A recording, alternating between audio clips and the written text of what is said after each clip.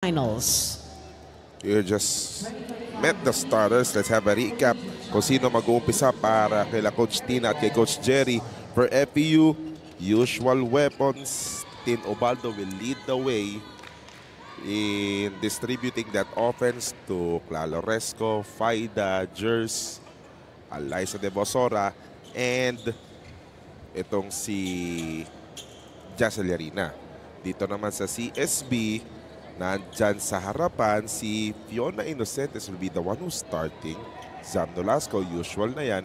At asahan mo na magpapalitan si Fiona Hitig at si Jessa Dorog sa libero duties. Yes, I think... Simo, powerhouse din yung lineup niya ng mga liaison officer. Diba? True. In the meantime, game number 1 underway. Umpisa kag... One of the top performers dito sa kabaran ni Coach Tina Salak. The third leading scorer in this FEU team. Eh kung magbibigay na ng award niya, sigurado isa sa mga contender si Jassel Yarina. Right. Petanya down the line. Kahit 5-0 naman ang FEU, wala pang score ng CSB. Si Coach Tina hindi tumitigil. Kakabigay na instructions at ito, huli na naman. 7-0. Finally through the blocker, Fiona Inocentes. If you feel the mood, still quite a slow start especially for CSB, but that time, Tina walang receive. Joke lang, Coach. Oh! Siya Basarte with the connect. Ball touch violation yung ganun eh.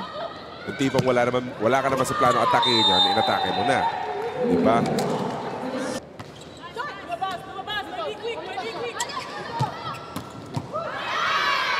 Scoring. Kasi wala hinahabol nila dito. Pero patuloy lang ang FEU sa pagsugod.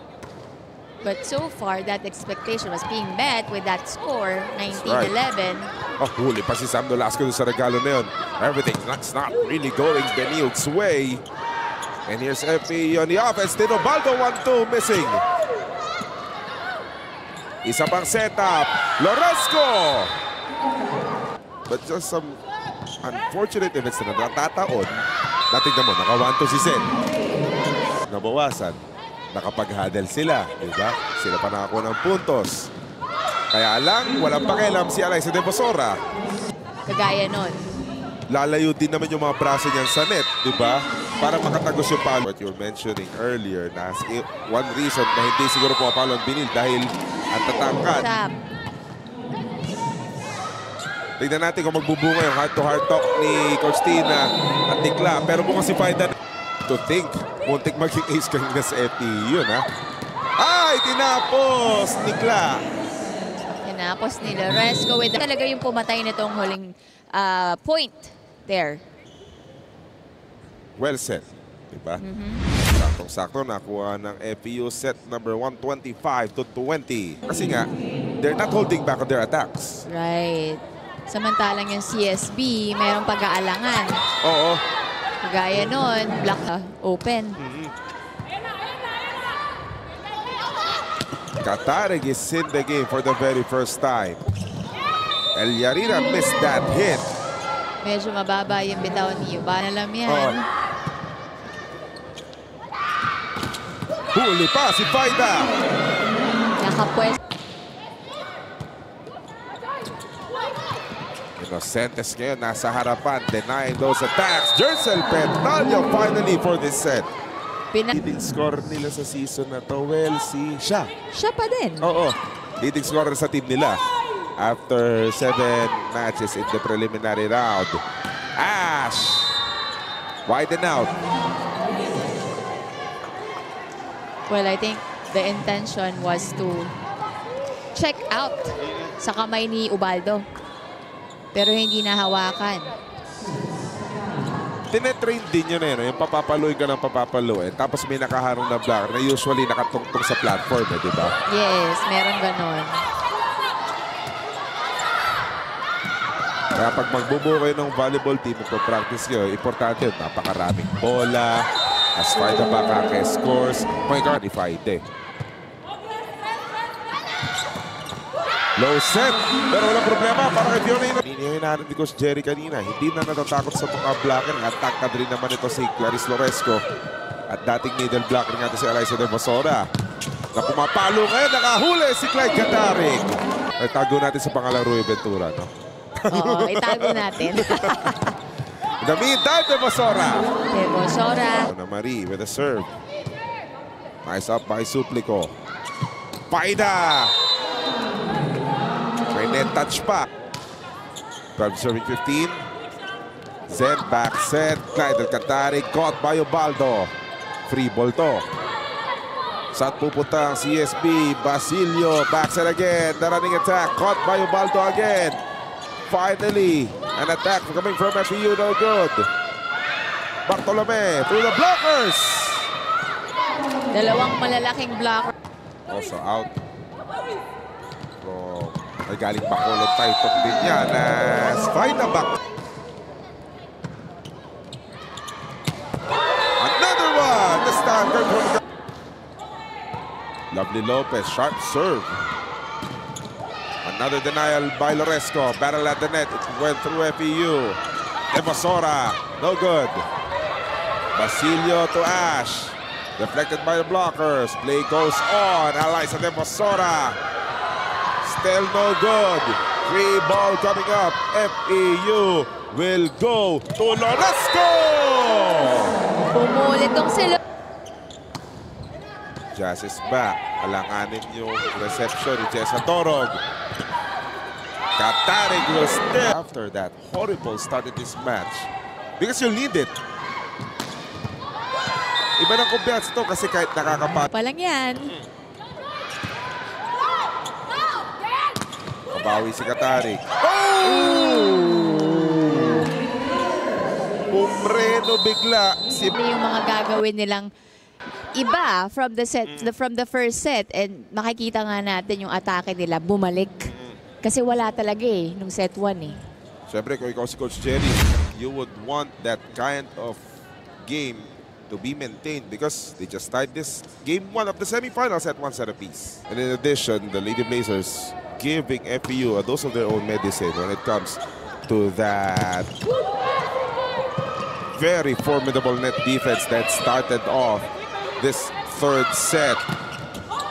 Palitan ng mga solidong supalpal, hindi lang nagiging puntos. Ashley has had to stretch. Jercel Petalio is back. Kagulo sa net. Play goes on. No net touch happening as the referee thought. And Loresco finishing the rally.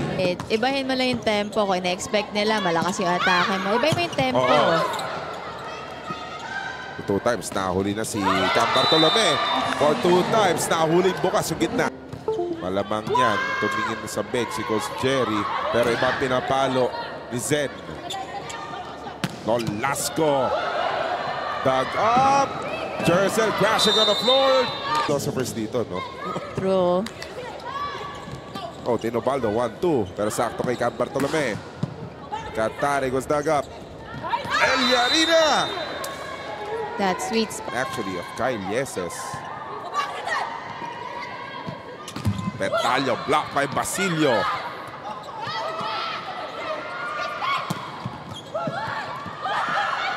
Ala. Hindi na nakaya. Oh. FEU did not expect that set by Tinobaldo. Nolasco the drop. Saved by Bacanque. Benil down the attack. Zen Basilio no good. De Basora cross court na iangat ni Bartolome sa kabila. Ubaldo fake attack. And somebody touched the net on the side of FEU. Area na ng opener yun. Eh dapat gitna-gitna lang talaga si Sam Nolasco. Yung mga tipong pang D-quick o back-quick lang. But in the meantime, Catarig from zone 1, no good. De Basora was blocked. Nakadapa na si Suplico, naiangat pa. Play goes on for the Lady Blazers. Nolasco is blocked by Faida Bacanque. Solid. War that we are encountering in this matchup. A war that in 24 hours will resume. Again, game 2 bukas po. Faida, solid ang habol. Zen to Zam. No! Soft touch, no good. Naging center si Eliarina. Love Lopez could not score. Faida off that Devosora pass. Habol si Dorog. Ash, no! Karil Suplico, Devosora, top spin. Zamnolasco setting it to left side. Volleyball career sa FEU. Gusto mo yung mamimintate talaga. Iisa pa. Para daw sa'yo, Michelle Datuin. Tama ka dyan. Iisa pa. Number 3 and the lead in this match. Nako, ayan. Sa mga nag-aabang na reaction ni Coach Jerry after that free ball, napayuko. Jerry.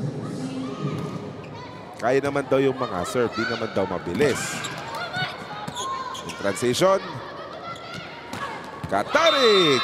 Activated. Of Clyde Katarig, who just made her first appearance back in set number 2. Faida, no good. Fiona, Ash, tumama sa blocker. Hihirit ng FEU. Faida again! Opportunity for the Lady Blazers. Hit that. Serving for the set. Katarig, miss-hit. Kyle Pendon, no. Nakabuelo na si Katarig. Wala yung palo. Karil Suplico to Ali Devosora. Dug by Fiona Hitigan. From the back row. That one will go long for Yeses. That's Ashley Yeses rather. Dahil doon. Tapos atake pa yung Faida Bacangke. That's right. Unstoppable din sa atake itong si Faida Bacangke. FEU, because look at that. They are ahead in game number 1. 2 sets to 1. The team's medical staff. Pero kung makikita mo naman mag-i-ace yung kakampi mo, kailangan ibayin mo rin yung preparasyon mo pag mga sa mga round robin period. For example, sa UAP, treated by the team's medical staff. Scramble. The hit. The open spot. Cam Bartolome.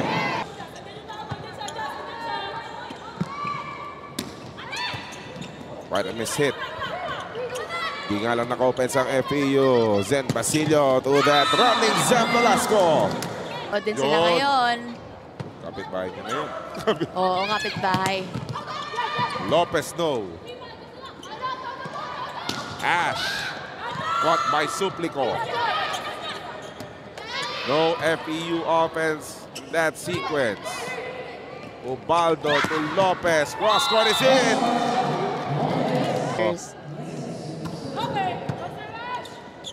Either way, they have to move on. Kyle Pendon got blocked by Camila Bartolome. Bilin tong si Coach Tina sa setter. As a setter. Oo. Nako-compromise na daw yung quality ng sets. So sabi ni Coach Tina, ayusin mo naman yung bigay mo, hindi basta bato na lang. So tingnan natin kung okay nga yung bato. Okay naman yung bato ni Ubaldo sa open. I have my own life. I want my own comment for myself. Sige na nga. Ariana Pua, dug by Love Lopez. Jessel Petalio, checked by the blocker. Di na iangat ni Zen. Ito na, bilang natin. Running. Yun!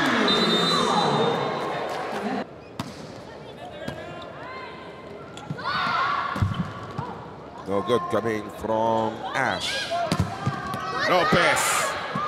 No good up. Another FEU opportunity. Lopez second time. Yes! Sumakses si Lopez. Takot talaga. Ash, off speed. Caught by the defense. Eliarina with that push shot. That's zone 5. Service specialist Francis Flores. Suplico to Lopez. Nahuli ng blocker. Ash, yung drop ulit. Naniguro si Fiona. That Lady Blazers committed an error in this set. Ash dug by Encarnacion. Ubaldo had to be creative. Looks like a catch, but none was called. Finally, a proper setup. Lopez with the attack! 20 years of age. Entering her second year sa FEU Tamps Camp. Inocentes. Up. Ating kabanggaan. Ash.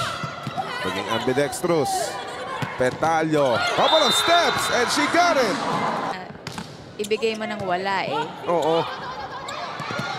We go to that same play again. But it was a mishit. Petalyo. Ball was saved. FEU will go to Kyle Pendon who was dug. Katarik, di na naghintay. Petalyo nakabuelo, huli. But up by Petalyo. Pendon mishit. Yan na po si Pendon. Mukhang matupad naman. Pero hindi pa tapos ang laban. Siyempre, pinakamahalaga pa rin sa FEU. Makakuha yung panalo, yan din gusto ng CSB. Right. Petalyo with a sweep! Kyle Pendon. Camila Bartolome, block. Kinuha ni Zen Basilio. Step back ni Bartolome, no good. FEU for the finish. Panang drop now. Fiona Hitigan was there. Zamnon Lasco. Lopez get that ball alive. Free ball coming up. CSB will go to Nolasco. Nag-alangan. Buway. Got it! Oo. Makapuntos kayo sa inyo service. For the finish. Not yet. Nice save by Karil Suplico.